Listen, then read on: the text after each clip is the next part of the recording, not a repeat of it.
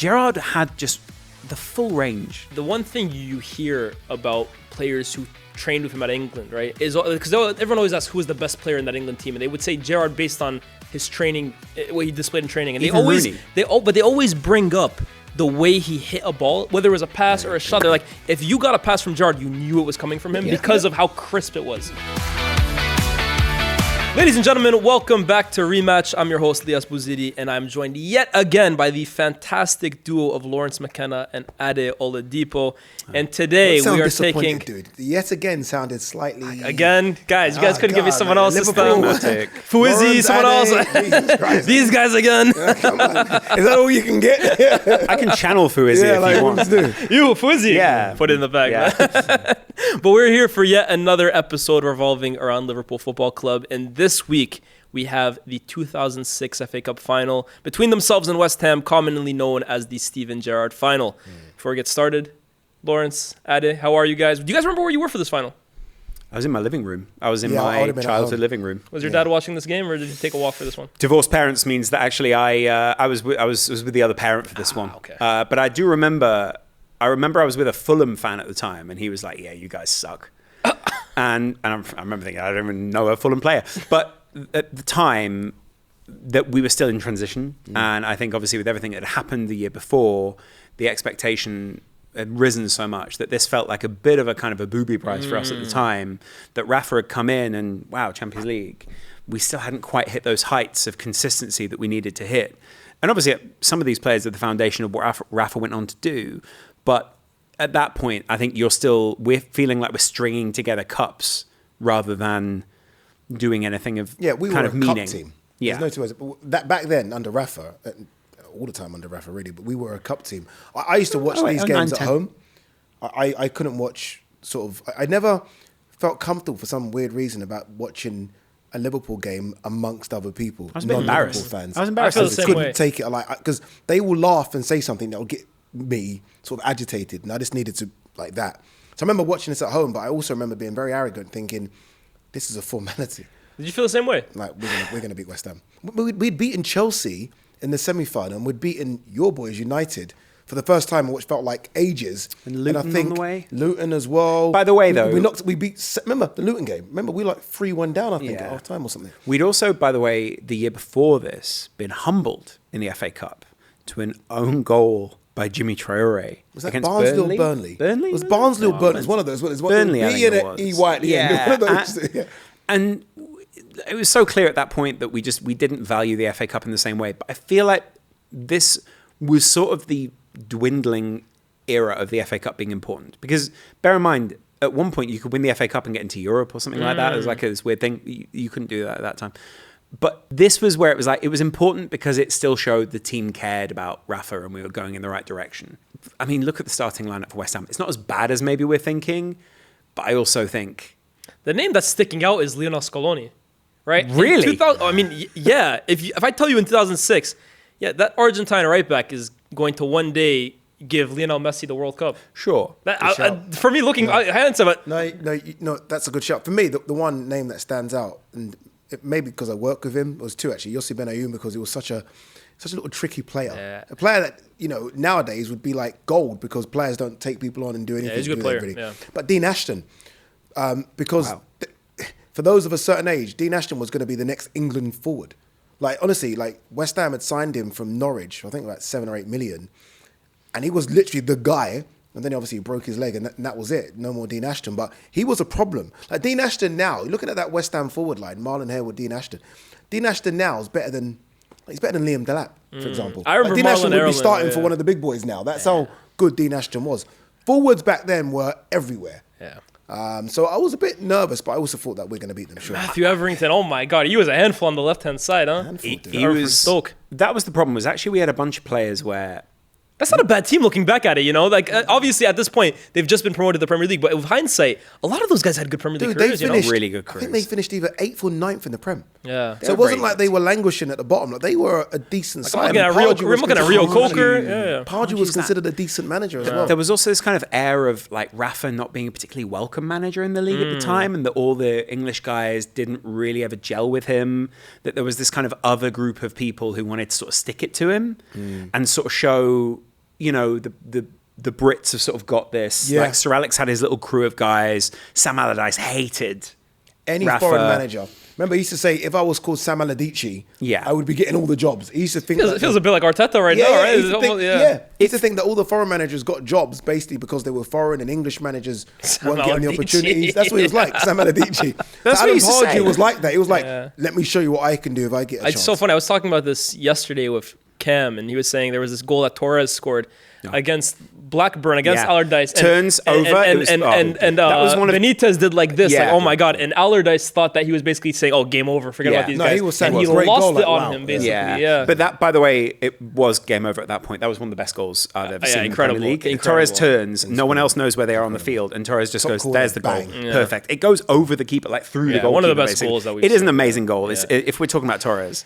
But yeah, man, I mean, this like, you got on this West Ham team a few players that would go on. I mean, James Collins. I wonder how old he was at this point in 2006. But yeah, so By the way, it's an experienced bench. Yeah. I mean, Teddy Sheringham. he's like 40-something years yeah, old at but this he's, point. you know what you get. You're going to get good minutes. Bobby Zamora was at that time started to come into his own Yeah. as well. Like that in terms of forwards off a bench. Again, you look at Gabadon, what oh my God. you look at what some of the Premier League sides have now off the bench. Yeah. I mean, Bobby Zamora and Teddy Sheringham off the bench for West Ham That's not shows how bad. strong Premier League sides were back then. That's not bad. Sheringham was reading one of those lads mags probably on the course. bench the whole time because Probably Sheringham was very looking much a at his goal ladies' man. swing. Yeah.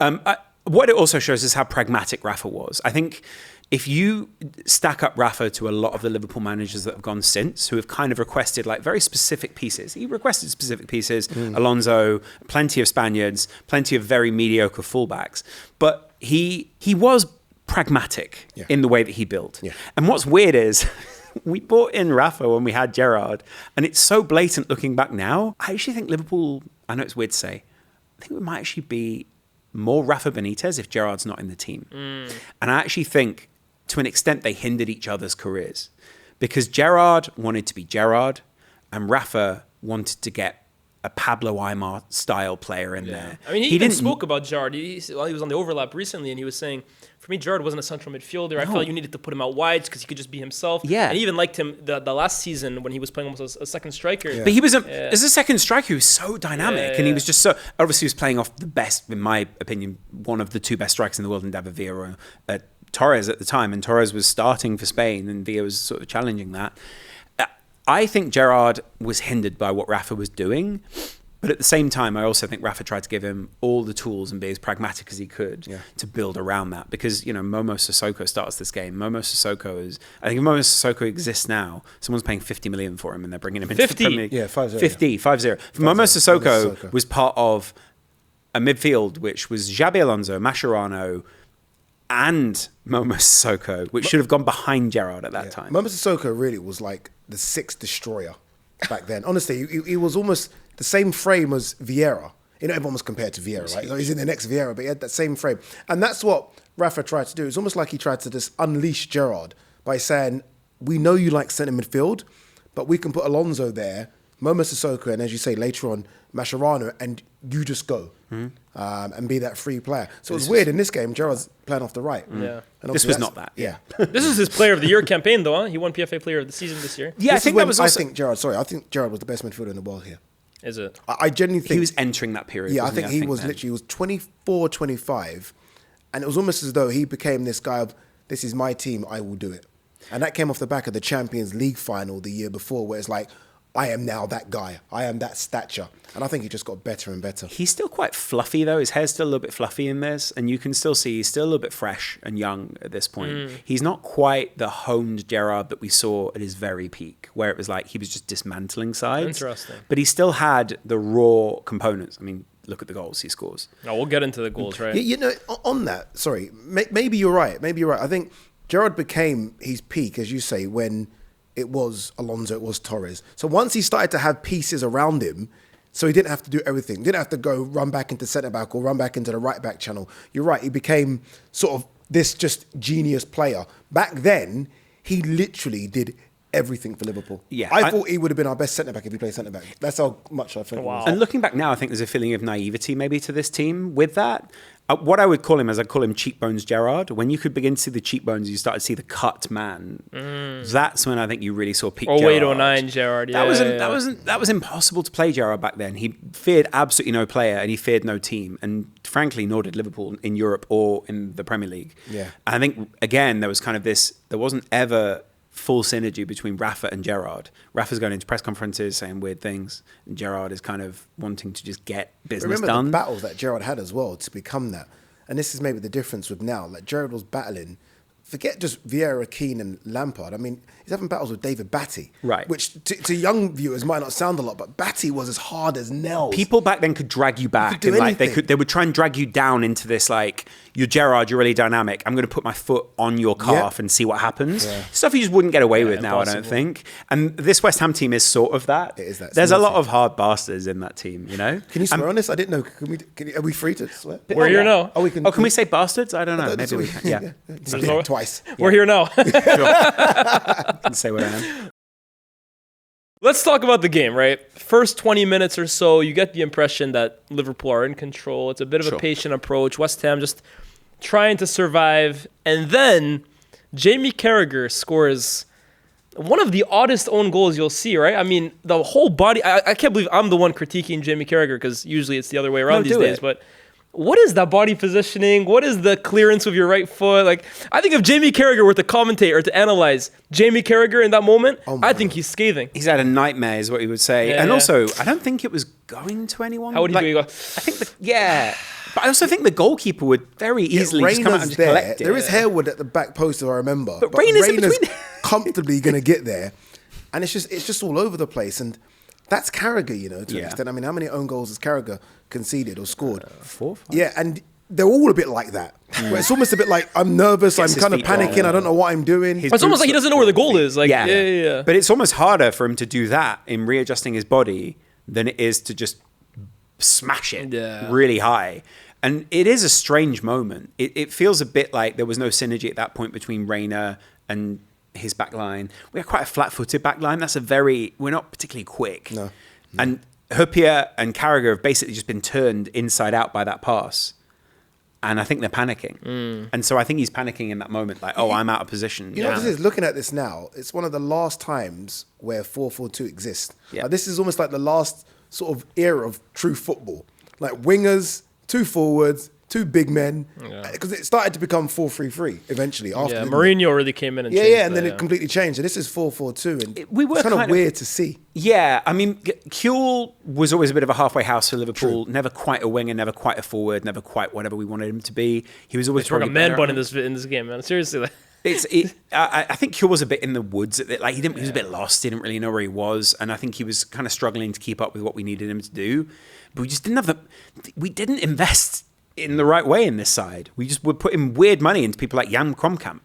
Jan Kromkamp was like £2 million, I'm pretty sure. It was just Very low amount of cash. Morientes was alone. Morientes was alone. We went through we were some weird, desperate, like mid-level players where it was like you could spend between 2 and 10 million. And that was a Rafa Benitez fullback. Aurelio didn't cost us that much back then. Emiliano Insua didn't cost us that much back then. Hossame didn't cost us. Benayoun These at are all that point, names. yeah, how much was he? Like, Ben But it's Benayoun was weird. like 10, 15 million. This is Something almost the crazy. season when that stopped, though, because then obviously Babel came and Alonso came and we actually started to go for it. It's almost like they didn't really believe the hierarchy or didn't really want to spend money to go to that next level. But Rafa And had we just did. left Valencia, where he literally said to Valencia, I asked for a couch and you bought me a lamp. But that was the whole point, because he was talking about not having the tools to do his job. well, someone that he did have the tools to go and buy was Pepe Reina, right? Yeah. And we were talking about this off camera, but you got to feel for Jersey Dudek here because he's had one of the greatest goalkeeper performances in the Champions League final a few months earlier. And then not Pepe Reina, Rafa Benitez goes and brings his guy, which you guys were saying is what he typically guy, went and did. yeah. So Pepe Reina was a big inclusion into this team, right? But he's had an absolute howler for the second goal. Well, Pepe Reina came from it was Barcelona that kind of gave him that, the big name, The platform, Yeah, and I think his father was a goalkeeper as well. Am I wrong? I'm not sure. I'll have to look into that. But basically, he came with quite a reputation. I think it was seen as a bit of a coup that we got him, and it was seen as Rafa, in the same way as Houllier built his French team, Rafa getting to build his Spanish team, and it be like, I've got my core, I've got my guys. Reina was great for a howler. And just weird moments, like the balloon moment still sticks out to me. There's still the moment where he kind of fondles it in midair, an Everton score, I think. Yeah. He's had a series of those at Liverpool, and yet still came away with a couple of golden gloves. He won 3 in a row. So did Dudek. 3 golden gloves in a row. Dudek had that as well. Yeah. They were all Dudek's going to be remembered. Liverpool had some awful goal, like Sander Westerveld was that. Westerveld will be remembered for that 5 trophies in a year thing, but universally disliked in the dressing room.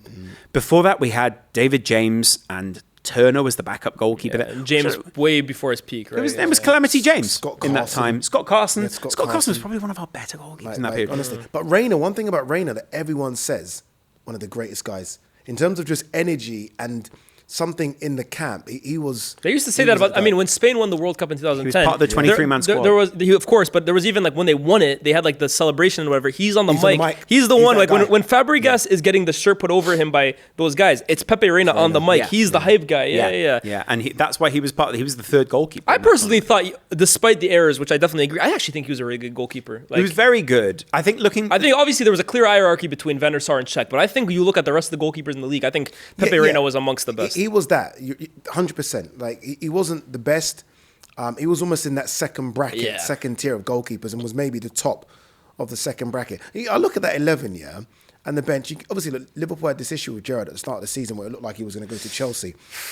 You can kind of see, like, when we talk about what was given to Benitez in terms of money, you can almost see why Gerrard's like, I'm out of here.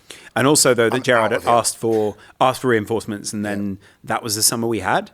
Like, what am I doing here then? Like, I just want you guys the Champions League, and that's what we're going to war with. Yeah, like, this is it. Like, we're supposed to strengthen from a place of strength, and this is what you're giving me to work with. It was a process, though. I mean, when you look at the team that we ended up with 3 years after this, I do think that team was capable of winning the league. They were a very good 08-09 team. Yeah, they pushed United to the brink. When Torres came in, I think that was where it really flipped the switch for Gerrard. This was pre that. Is it not when Alonso came in a little bit? Well, Alonso was that first season, and then Gerrard wanted to leave after that. But I think maybe Gerrard was anticipating, because bear in mind, Michael Owen had left. And Michael Owen, I don't think he'd been forced out. I just think it was kind of like Michael Owen wanted to go to Real Madrid. We obviously got a great deal in getting Antonio Nunes the other way, a player that we all remember. Of course, fantastic player. We all remember him. Amazing. You remember him? Antonio Nunes. I've never heard of that guy's name. We all remember him. How about that? He was fantastic. Antonio Nunes who? We all remember him. And I'm good. I'm not that good, man. Antonio Nunes sounds like a player that literally could have played for 100 clubs. And brother, if you told me he plays for Braga, I would say he was a generic Pro Evo player. Yeah, 100% Juventus have had a player called Antonio Nunes. I'm sure. We've all every player. Yeah. He was so generic. And because Rafa had these links in Spain, it was like, look, I'll get rid of that guy. I don't think he got rid of him.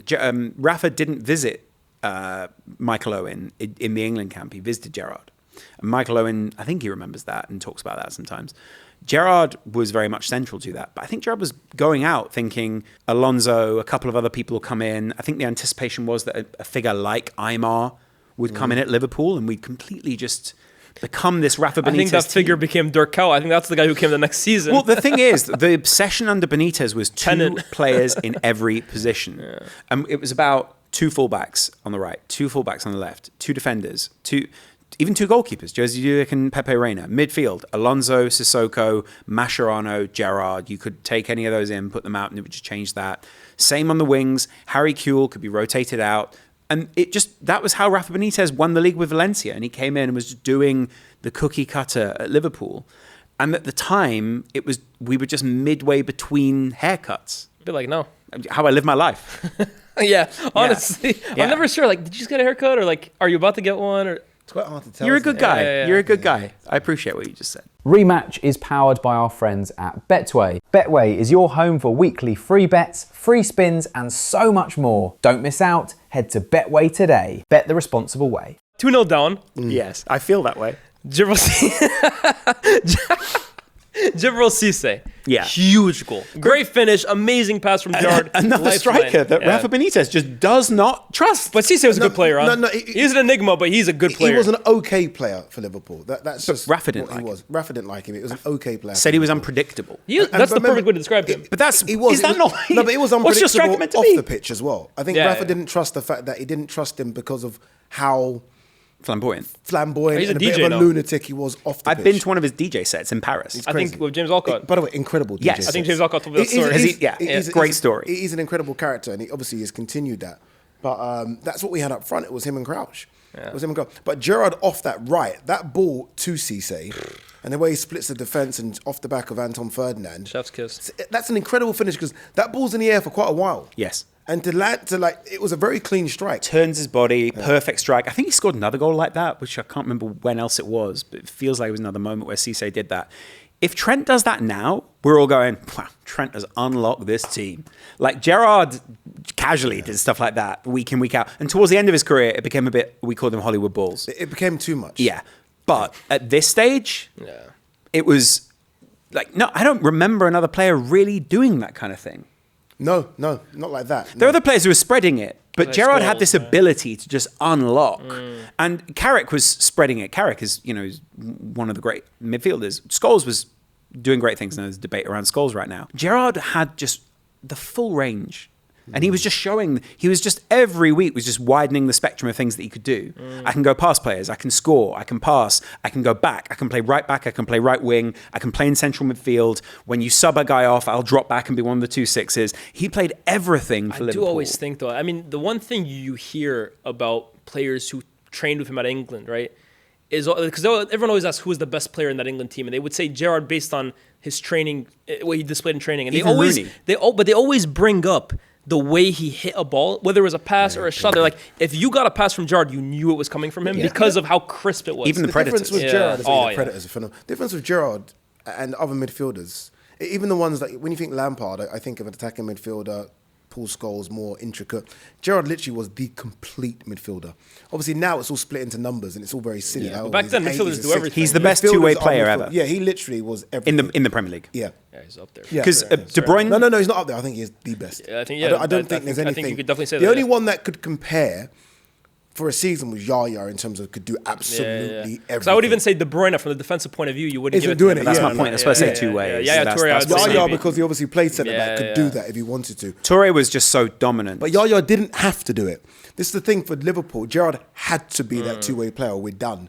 So it almost was too much pressure was put on Gerrard too early. Like, you've got to do everything for the team as opposed to just being free like a lot of these players were. That's where he didn't benefit from towards the end of the Roy Evans era, which was completely defined by young Scousers coming into the team, us pinning all of our hopes on them, and essentially doing what United have done more recently, where it's like, this young guy will save us. Rashford will save us. No, you're a disappointment. Mainu will save us. Well, now you're a scapegoat for Amorim. All these different narratives played out where Robbie Fowler left the club because he wanted to go and do other things. Steve McManaman left to go to Real Madrid. Gerrard could have left the club, but Gerrard had all these hopes pinned on him, and it was kind of a bit of a relic of that Roy Hodgson era. We needed a Scouser in the team. We just couldn't not have that. There's that now. We've kind of got that now. Like, everyone's like, with the Curtis Jones thing, can't sell him because he's the only Scouser left in the team. Like, there's always this thing that there has to be a Scouse from the team. And obviously we're going off topic, but that's why I think everyone was so upset when Trent left. Because you're a Scouser in a team that's gone. The team needs that DNA. But no, Gerrard was... I mean, I still think that was peak Gerrard, but I can understand in terms of what else he does. But in terms of Gerrard doing everything, that's the best Gerrard I've seen. It was insane. You go into halftime 2-1, and I think, although you were hoping, or not hoping, but expecting to really cruise in this game, now it's almost relief that you've gotten that goal right before the interval. Yeah. Rafa was seen as having no control over these games. Yeah. Like, that was the real problem. It was like we just didn't... The control that Rafa wanted to play with and the conservatism with which Liverpool and Chelsea and all the other big sides played with back then, it was seen as like, well, you just have no control then. There is no so control. Conservative. It was. There's no control, but I also look at West Ham's goals and they're all like lucky. Freaks. Howlers. All freaks, Yeah, all weird. Like, there's no like, look at our goals and you're talking a 40-yard crossfield pass, you're talking a screamer from 35 yards, you're talking Gerrard smacking one in to the roof of the net, you're talking own goal, a clanger from Pepe Reina, and a lucky shot from Paul Konchesky, which was supposed to be a cross. So sometimes there must be a manager like, what can you do? They're not supposed to, you know what I mean? What can I do here? Yeah. 3-3 was haunting. Yeah. I mean, you look at the... True. Yeah. You look at the Gerrard equalizer here, the second one, or the first goal rather. The first one, where, the equalizer. To make it 2-2. When we think, okay, now we're getting the control. To make back it in the 2-2, game. right? Yeah, 54th minute, ball comes in the box, falls to his feet, or falls. I say to his feet. He actually really has to do well to get over it. And that strike, the amount of venom behind that hit is so pure. He smacks that. To your point about everyone saying he hits the ball the best in the England squad, that's it there. He hits with hatred. Yeah, he hits that with anger. Like, guys, am I having to do this all again myself? Okay, I'll do it then, because none of you are doing it. It's a good little knockback from Crouch, who did nothing that game, by the way. That literally, that was it from Crouch was kind of feeling his way into the team at the time, wasn't he? Yeah. Because again, we were in this halfway house of like big man, small man, Cisse. Like, what were they doing to enable the other players around them? It didn't really ever work. Yeah. No. And by the way, at this point, Morientes has come on for Kuhl. So you have Crouch, what a confusing. Cisse. What does that even look like? Dude, you might Is it ask front me. three? Dude, honestly, up until I watched this highlights yesterday again, I didn't even know Morientes came on.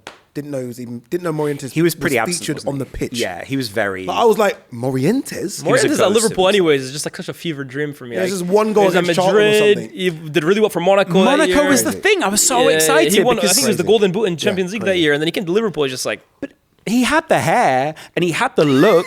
No, he did. Like, I know, Morientes' hair was a thing back Yeah. then. He had Pro Evo hair. yeah, he looked like he was just like classic Spanish Dude, you felt European like number shirt 9. was loose. Yeah, and he was physically so big perfect. enough. Obviously, the Premier League was different back then, but you always felt like Morientes was physically big enough to adapt to the Premier League. Yeah. Like, he could take on the bully boys. Like, if Raul, for example, came over, I'd have said maybe physically he might be able to do it. Morientes was strong. I was thinking, what a signing.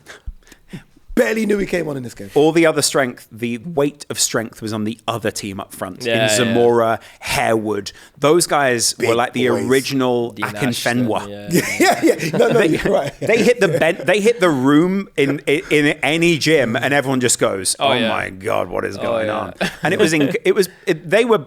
Bear in mind, we had a fairly flat-footed back line. Harewood was a very savvy player, and Zamora, I think, at that time is sort of coming into his peak. I was a big Zamora fan. I think he was He almost way more joined you guys, intelligent. no?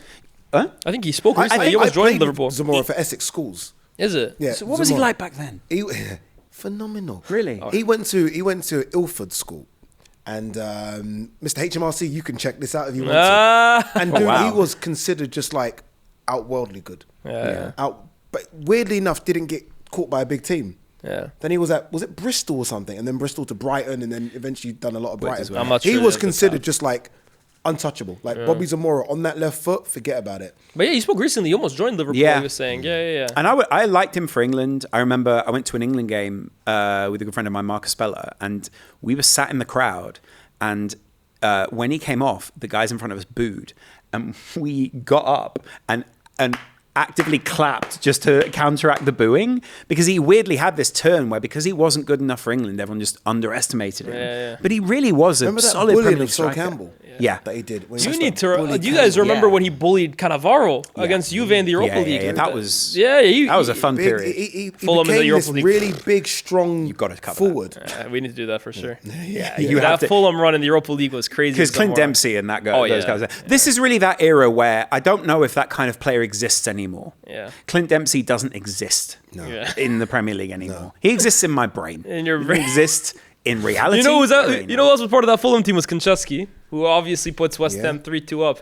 Weird goal. And again, if you're a Liverpool fan, you're probably just thinking to yourself, Not our day. It's not our day. And West Ham, obviously, this is at the Millennium Stadium, so it all feels very weird. We've got a bit of a good. You were talking about the good history we got a have. at the decent Millennium record. Stadium. Yeah, we had a decent Michael record Owen there. against Yeah. in that orange kit against Arsenal. The Owen final, right? Yeah. When he runs through Keane and Adams and scores those goals. And Henry not being able to finish. And Yeah. that's when I first thought, is Henry a big game player or not? No, that's when I first started thinking, what's going No, on he with was Henry? right, but Henry never made it in the Yeah, I end. was like, what's going on with Henry? Is he going to become anything? But we had a decent record there. But Konchesky, it's funny though, because obviously, look, he's trying to cross it. Harewood is, like, it's not a bad ball. Yeah. Because Harewood's right there. Hangs it up. Back post. And obviously, Harewood, 6'4" boy, he's got a chance. And then again, Reina. But I don't know if I blame Reina for it. Or You can't blame Reina for that. I blame He Reina was for in a no lot. man's land. I blame Reina for a Yeah, lot. but even if he is positioned correctly, is he really keeping that out? So Alisson is. every other conversation we've had, we've spoken about how special goalkeepers, the influence they had on the game. So we've done obviously Liverpool in 05, Jersey Dudek, Liverpool in 2019, Alisson.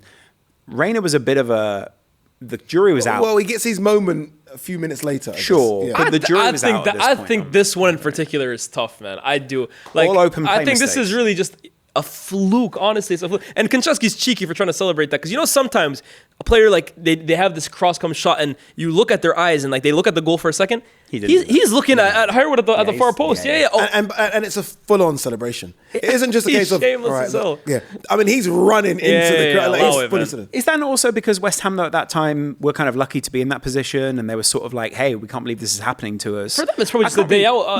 The good day out. I can't begrudge that as a reaction, but also. That was Pardew. Pardew was like punching up, and he always was a little man. I remember the FA Cup final against United. He started dancing when punching the square. That was weird. I remember though feeling sick, thinking, yeah, 1 second, we're actually going to lose the FA Cup final. I was on my knees in the living room, going, "How is this happening?" Yeah, and when it got to like the 90th minute, I'd love to watch a Liverpool game, and you hear that 90th minute, and you hear the announcer say 4 minutes of added time. I was like, oh my god, we're actually going to lose to West Ham. And then obviously, Captain Fantastic. Because by the way, obviously, in the highlights, you don't see just the open play.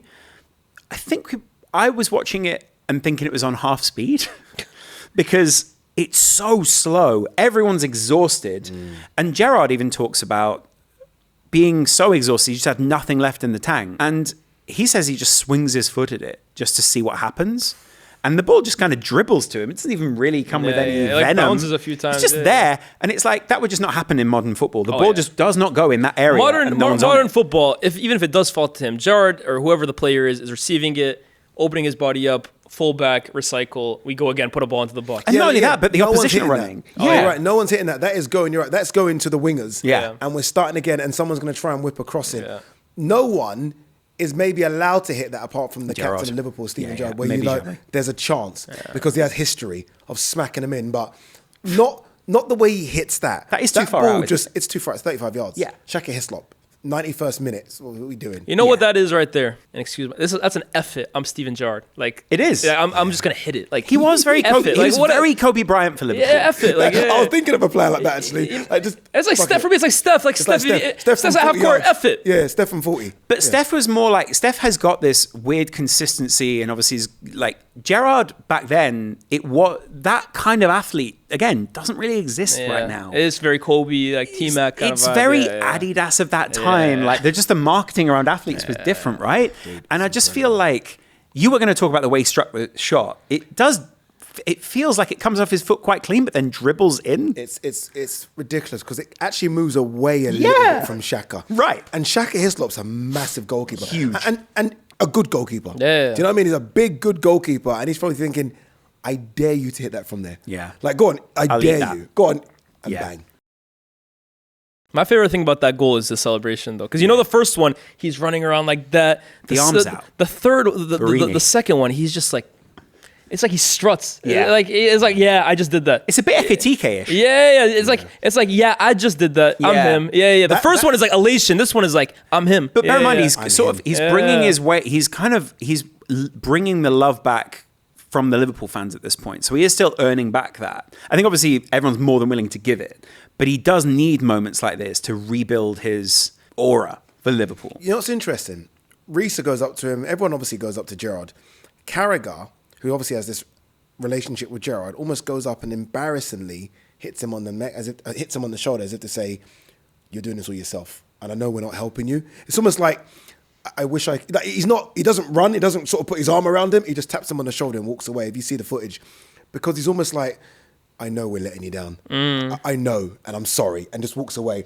Whereas everyone else, Risa puts his arm around him, Gerrard flings it off, Kronkamp tries to come and he's embarrassed because they know we've done nothing to help this kid. This literally, this 24, 25-year-old is having to do this all himself, and it's quite embarrassing. And you know what? He's not a game winner, by the way. Yeah, exactly, but it feels that way, right? That's a very good shout. It's not a game winner. Yeah. That's probably why he also doesn't wheel away. That's interesting. Because the draw is where he's tapping his chest, and he is sort of saying, I'm here for you guys. But then when the game gets away from them again, it's like, I've let you down. Like, he's still trying to create the myth around Gerrard at that point. I know he's got a lot of money in the bank at that point, but you get my point. Mm-hmm. When it's 2-2, it's like, cool, we're going to go on and win it now. It didn't feel as inevitable. And you know what it is, right? we use this phrase, oh, he's carrying the team, or it's a one-man team. I honestly sometimes think it's like that's an over-exaggerated phrase. Like over the years, we've said Bruno is carrying Man United, and I'm like, well, no, this guy was helping as well too, and like he's had moments. And even with Gerrard, like we talk about the 05 Champions League final, that's a lot of pieces coming together to win it. Yeah. This though is really, when you're talking about Gerrard one-man team, this game for me encapsulates that better than anything. 100%, because with the 04-05. There are moments where Carragher is the best player on the pitch. Yeah. And he is literally dying and he's giving everything. Dudek, And Deep Mohamed and that substitution. And as you mentioned, Dudek. With this game, I generally can only remember Gerrard doing anything good. Like everyone else is like literally, like I said, I forgot Morientes played. Yeah. Do you know what I mean? Like, I don't remember Xabi Alonso's influence in this game at all. It literally is only Gerrard. It's literally Gerrard. It's literally a one-man team. Wow. Yeah. I also think it's worth saying the FA Cup, it didn't feel, because of the Champions League the year before, the season had felt quite underwhelming. Finished third, I think, that year. Finished third. Yeah, third. Still was pretty. It United, Chelsea, Liverpool, I think. Was it 05-06? No, it's Chelsea, United, Arsenal. Chelsea, Arsenal. Yeah. United finished. Arsenal finished fourth that year. Oh, wow. That was their last year at Highbury. And so what was it then? So what was it? Chelsea won the league. United came second. Liverpool, Arsenal. I think we were a point. That's the year Arsenal almost didn't even make the top four. Spurs, they bottled on the last day to West Ham. Yeah, West Ham actually. Yeah, funny enough. But that was where we were worried that other teams were going to catch up to us and that we were losing this battle. We knew we'd made the right decision with Rafa, but it wasn't. We were getting no investment. A lot of people were very mixed on where Liverpool were going at that point, I would say. And it felt as if people were beginning to kind of withdraw a bit. Because Houllier, the era had built up quite a lot. We felt the belief in Houllier. This felt like a real come down to earth moment where the reality just was not great. At that point, I remember just thinking I was glad to have the exodus of the Senegalese guys in the side because they were awful. But based off one World Cup. We kind of youth. This season we cleared the decks and we were still just coming up to speed. Rematch is powered by our friends at Betway. Betway is your home for weekly free bets, free spins, and so much more. Don't miss out. Head to Betway today. Bet the responsible way. With hindsight, though, this is a season sandwich between Champions League finals. Absolutely, yeah. Not too bad. But that's kind of the point. And then on top of that, I think other players were willing to let this final go. Yeah. I think other players had gone, we lose to West Ham in the FA Cup. I think the criticism was also that people didn't understand the importance to Liverpool of the FA Cup. And there was, I think, let's put a fine point on it, there was a skepticism around foreigners in the league at that point. And there was a bit of a thing of like, well, do Spanish guys really understand the importance of this? Because at that point, who's the best Spanish player in the Premier League to that era? You'd seen a lot of French players. You'd seen some Italians. You hadn't seen many really Spanish great ones. Quiz question. Spanish Who was the players? best Spanish player? Reyes hadn't entered the league It might have been Alonso, Alonso was probably one of the better players. There might have been a player from Mourinho, but there were a lot of Portuguese guys there. No Spanish players from Mourinho. But see, the thing with Mourinho was... wasn't Antonio Reyes there, Arsenal at the time? I mean, if he was, I loved Reyes. I thought he was one of those players I just loved to watch him play. No, but he was definitely a talisman for Arsenal. Was he? He was great. Was he even a starter for them?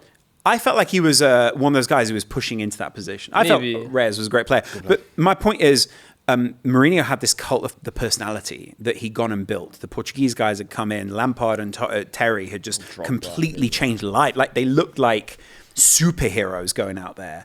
And Liverpool just were not keeping pace with everyone else. Mourinho's cult of personality. Every journalist, and I remember back then, I was leaving school, but you just remember every journalist was completely invested in Mourinho. They loved him.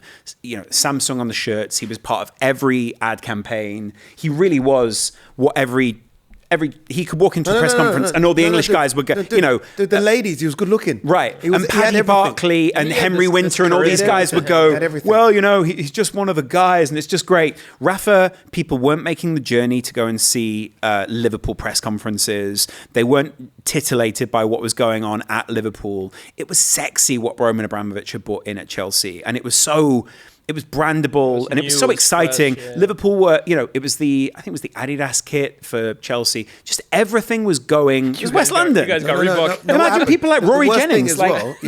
Rory was going, no joke. Like people like Rory were probably going around going, we're the guys. It was such a great. Their kit was better as well. Our kit was baggy. Yeah. It was almost. I like the Reebok kit. No, I like that Reebok kit. No, but their Adidas kit was just. It was tight on them. Remember the blue and gold one? It was just frightening. United had a good kit. Chelsea had a good kit. Arsenal always had a good kit. Spurs. Liverpool had a good kit, but it just wasn't. It didn't fit nice.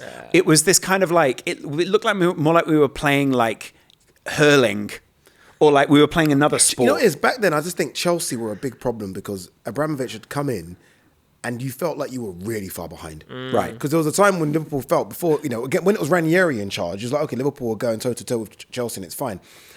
When Mourinho came in, you thought like, okay, this is now a big problem, and they're spending money that they were shopping in Harrods, we were shopping in Aldi. By the way, we were finding bargains, but right. they had guaranteed success. Rafa was compete with it. What's the Spanish version of Aldi? Aldi. El Aldi. El Aldi. El Aldi, yeah. But the point is that also Hicks and Gillette, we are not talking about that as a thing. Yeah. I mean, like it's such a cringe thing. When they came into the club, they promised a spade in the ground in the first 90 days or something. Yeah. And they came Sounds in like as Ineos. Were they the Dallas?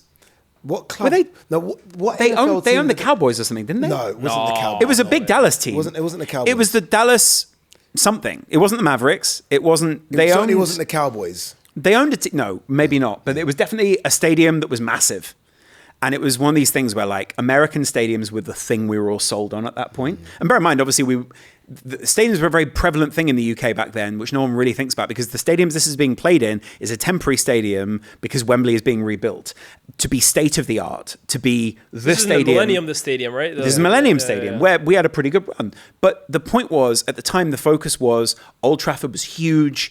Stamford Bridge was going to be redeveloped because Roman Abramovich had come in. What were we going to do? What were we going to do to keep up? To go into the Emirates, Arsenal, yeah, exactly. Yeah. This is what I'm saying. The focus was about modernizing your team again. You were in Liverpool and plenty of other sides have been left behind in the first money revolution when the Premier League came along and the money got injected. United totally got on that wave.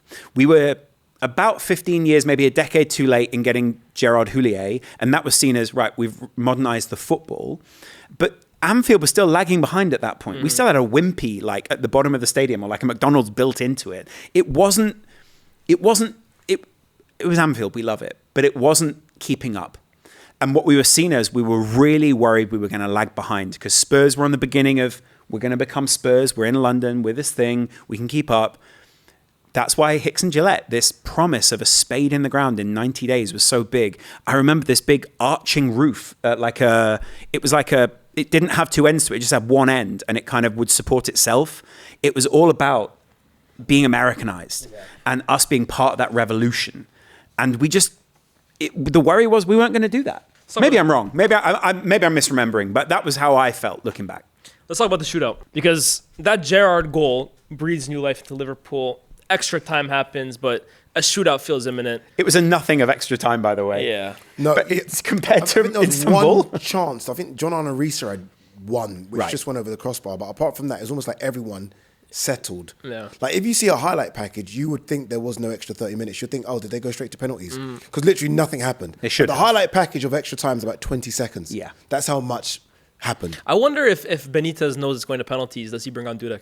No, Reina. No, he's got big trust in Reina. Yeah, massive trust in Reina.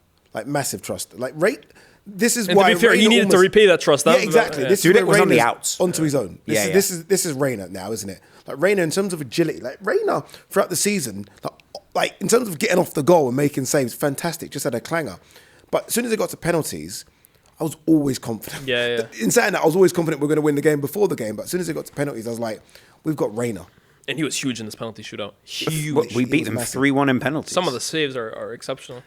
He's very far off the line, but they are exceptional saves. Yeah. That was the way Gerrard's penalties fantastic. Yeah. Didi Hamann, is going to score. German. I mean, look, understand, these are players that have taken penalties in the Champions League a season before. You don't get more high pressure than that. No disrespect to the FA Cup, but Hamann took a penalty. Riise took a penalty. I know he missed no, he scored his penalty, didn't he, in Champions League? Riise Dida gets down and saves it, yeah. But they're not going to ever feel the pressure they felt in the Champions League final. Ever. What I would say is it's also down at the West Ham end. Yeah. So it is, Liverpool do have this thing in their mind of like, oh, we want to kick towards our guys. So we are a bit out of our comfort zone. The expectation would be Xhaka Hislop, the bigger guy, the more experienced Premier League goalkeeper. He had kind of a body of work at that point. Those penalties, though, are unstoppable, man. I mean, that Gerrard penalty, you can have two keepers, he's not saving that. You don't save Haman as well. You don't save Haman's. If Xhaka Hislop stays still, he saves Reese's. Yeah, maybe. Or maybe he gets like pushed into the back of the net, like in the Nike. No ad. Penecas back then, were they? No one's doing that back then. You've got to take your penny and you've got to take it correct. Zidane, I mean, no chance, man. You know what I remember is weirdly, I don't know why it came to my mind, West Ham sponsored like JobServe. Something like that. Yeah. Job Centre or that Job screams Premier League those days, though. I'm not gonna lie. Like, you're not getting these big betting companies. You're not getting like these huge. They couldn't afford to sponsor a League Two side. Nah, no. Were they also Reebok at that point as well? West Ham? Yeah, were they Reebok? Lecoq Sportif. They were one of those like weird challenger brands that just littered the Premier League at the time. Reebok, good brand, but like they were a weird team at that point. And West Ham, by the way, also. They're much closer to West Ham back then than the West Ham we know in the Olympic Stadium. They were much more traditional. I think the West Ham fans probably missed that team. West Ham, Upton Park. Like I live in East London. Me and my mum always used to go to Queen's Market, and obviously Upton Park was just on the other side of Queen's Market. That's West Ham.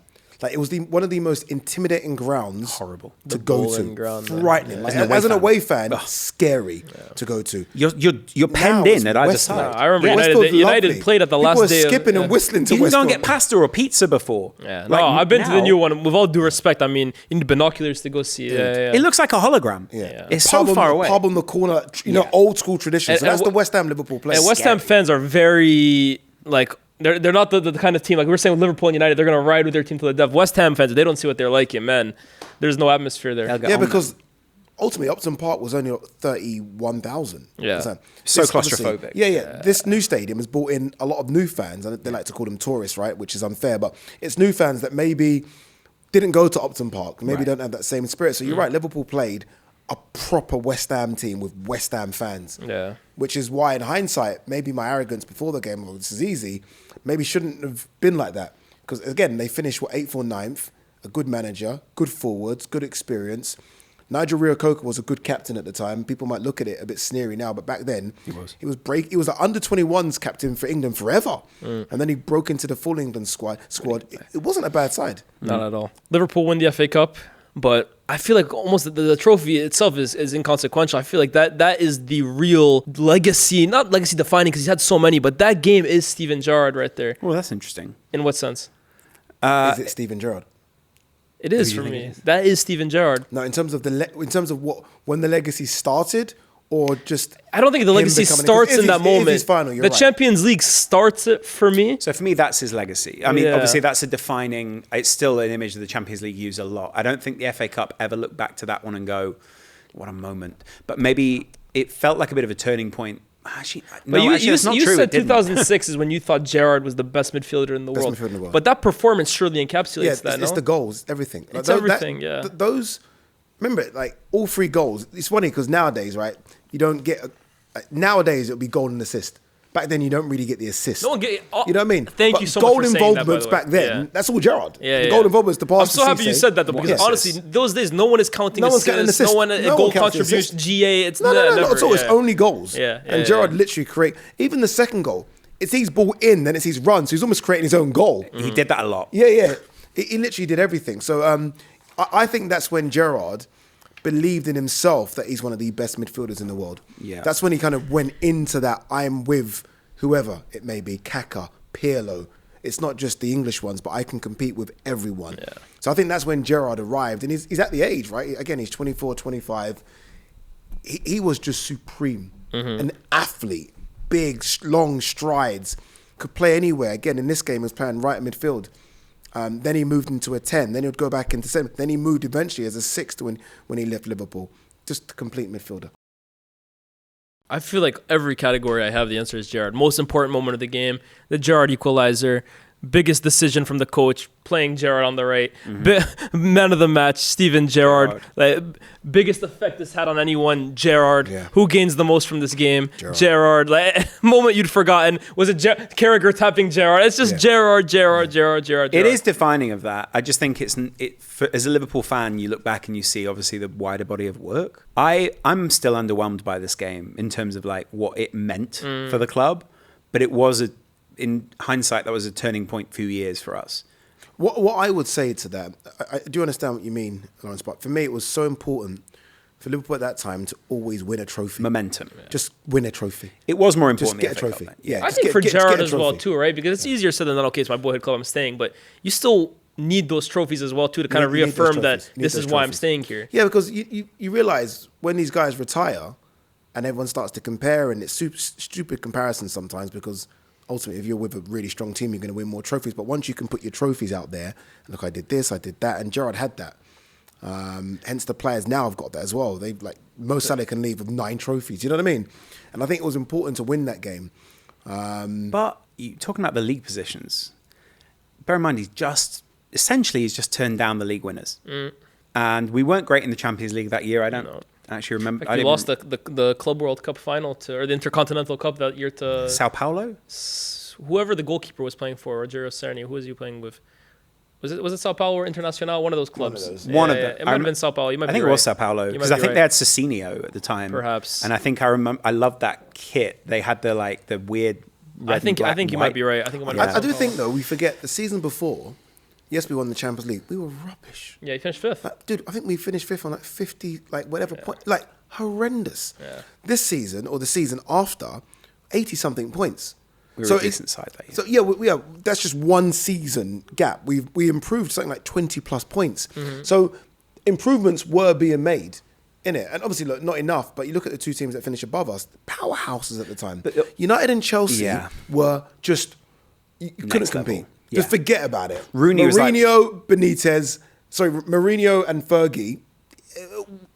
We were not overachieving, but we were the 3rd best team. That was the same year, was it not? That Wayne Rooney gets his transfer to Manchester United and sort of announces himself onto the stage. He came 04-05, so he had been there, I think, for 2 seasons at that point. So Rooney at that point is pushing his way onto the front cover of FIFA. Yeah. And bear in mind that I think I was back then. FIFA 06, he might have been on it that year. I think he's is he screaming or something? He looks like an orc on the front. No offense, but he looks like that kind of.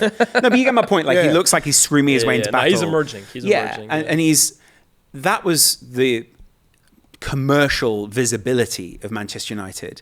Mourinho's doing Samsung adverts, or there's one where he's walking around and he the toast pops out of the toaster and he walks past and grabs it perfectly, and I think I remember all these kind of things where it's so cool, man. It's just about but Paddy Barclay and all of those kind of journalists who's passed away now, God rest his soul, he was a lovely guy, but lots of journalists like that, kind of the old school hacks, were all just eating out of Mourinho's hand and all loved this idea.